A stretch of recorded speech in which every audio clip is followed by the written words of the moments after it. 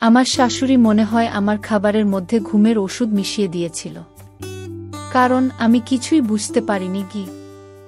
বেদনাদায়ক এই স্বীকারোক্তি আছিয়ার বোনের, যার চোখের সামনে এক নিষ্পাপ প্রাণ নিঃশেষ হয়ে গেল।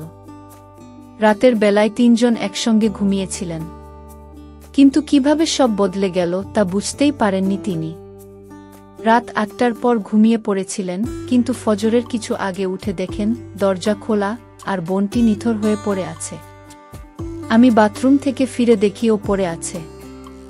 দরজা দিয়ে ওকে খাটের পাশে রাখলাম। তখনও বুঝিনি কি ভয়াবহ কিছু ঘটে গেছে।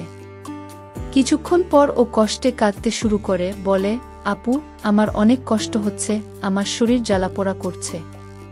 তখনও তিনি ভাবছিলেন হয়তো পড়ে গিয়ে ব্যথা পেয়েছে, তাই ঘুমাতে বলেছিলেন। কিন্তু সকালে বুঝতে পারলেন আসল ঘটনা আরও ভয়ঙ্কর। ওর নিঃশ্বাস ভারী হয়ে যাচ্ছিল, হাত পা শক্ত হয়ে আসছিল।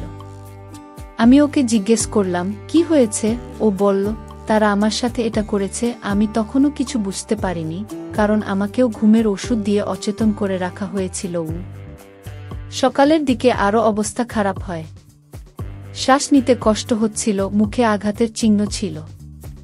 শেষবারের মতো সে বলেছিল, আপু, আমাকে বাঁচাও, কিন্তু তৎক্ষণে দেরি হয়ে গেছে।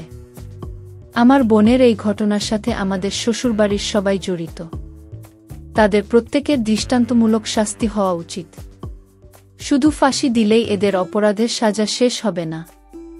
আছিয়ার পরিবারের এখন একটাই দাবি, দোষীদের এমন শাস্তি দিতে হবে যেন আর কোনো মেয়েকে এমন নির্মম পরিণতির শিকার হতে না হয়।